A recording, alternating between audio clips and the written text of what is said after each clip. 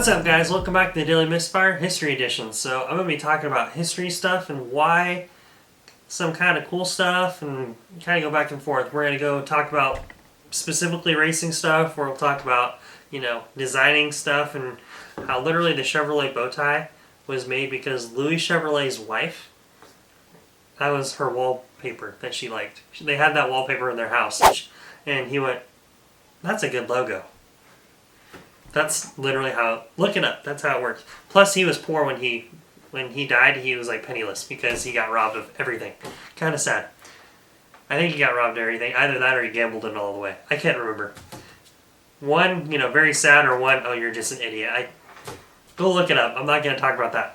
What we're going to be talking about today, and I'm going to kind of mix in this through the whole series if you guys like it, is like history, world history, war history with United States car culture world, because guys from World War II, when they came back, the mechanics and stuff, they kind of did a lot of with the drag racing world. They kind of helped start all that because they were working on turbo superchargers and all that stuff on the World War II aircraft. So when they did all that and they had the need for speed, they would go out to the salt flats, they would go out to the sand flats, and they started doing drag racing stuff, and that's kind of how that worked. So we're going to be talking about a lot about that kind of stuff.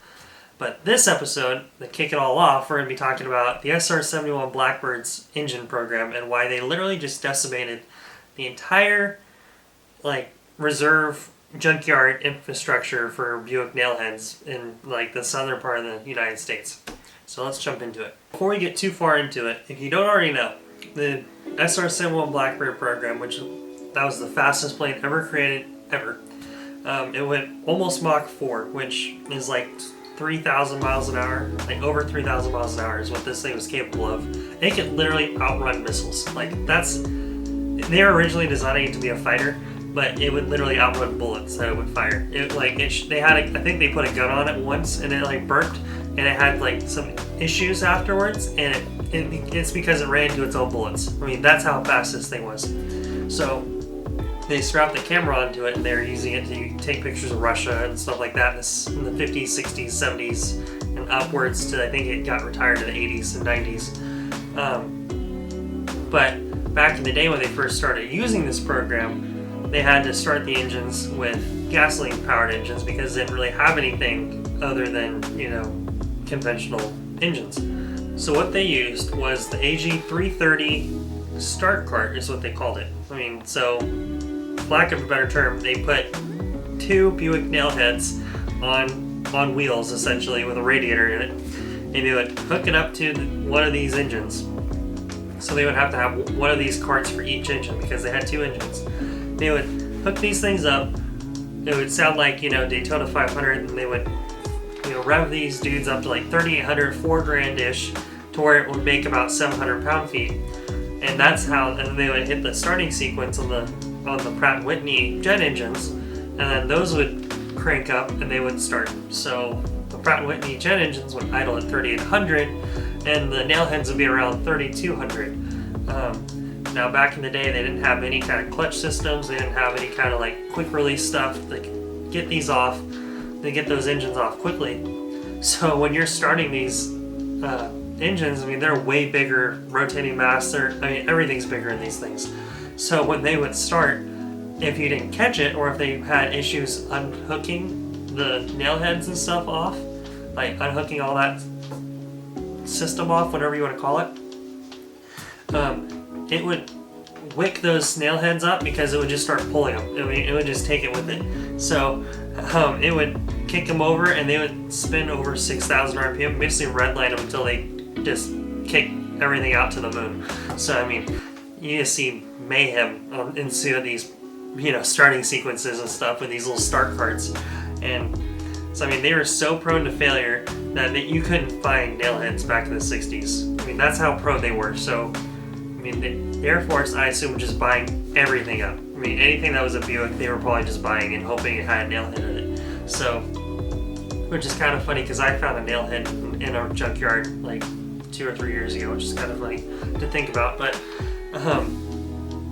they would just disintegrate these things, which it sounds like some of those guys probably didn't necessarily care. They probably just went, and that's what they did. And just kick the rods out, kick the guts out of these things, and then we'll go again, because it's not my money, and honestly, that's not the worst thing in the world. Well, let's see how long it takes. That might be a better answer on a lot of those, because we know how small our brains are. So they used nailheads into the late 60s, early 70s, and then they started phasing them out instead of using LS7 454s. So they go from using nailheads to 454 LS7 crate motors. So you can have your complaints of the United States Air Force now if you want, because they also were prone to failure because they didn't fix their design, they just replaced it with a bigger engine. So 454s, again, don't like to RPM. I mean, even LS7s, which I don't know necessarily if they're all 4 volts, but I mean, they're still licking off the $6,000, and that's a lot of rotating mass for a 454. So I can't imagine them lasting all that long if they get pulled up to $6,000 all the time. So they use 454s up into the early 80s, and that's when they designed a completely new system that was pneumatic with air, and they didn't have to use, so they basically stopped using gas engines, thankfully, at that point. So they started going to air, and they started starting them up easier, and until basically that whole program was retired. I think in the early 90s, I think is when they retired the Blackbird program. But yeah, that's just a crazy story. I thought it was kind of cool, very interesting, and kind of frustrating, because when I first started reading about it, originally it was Buick Wildcat engine, so I was like, oh, okay, it was like the 425s, the 400s and stuff, because I think there's a 400 Wildcat too. But then I learned that it was the Nailheads, and I was like, out of the Wildcats and stuff, so you're like, oh, okay, it was a cool engine. So Tommy Ivo, I'm sure, was having issues with the United States Air Force stealing his engines all the time, which Tommy Ivo is another story for another day. So with that being said, I hope you guys like this, history lesson. I hope you kind of enjoyed some of the humor I had. I'm going to keep working on the lighting and stuff. We're getting better. I still need lighting back here. We still need some other stuff. Camera equipment, camera rig will get better. The microphone will get better. And I'll get better too, of course. So, hope you guys enjoyed it. If you want to hang out more, please like and subscribe. If you have a specific story that you know, or you want to learn more about, comment it down below or message me on Instagram, and we can talk about that. And I might include that in another video later. So, hope you guys enjoy. I'll see you guys later. Peace.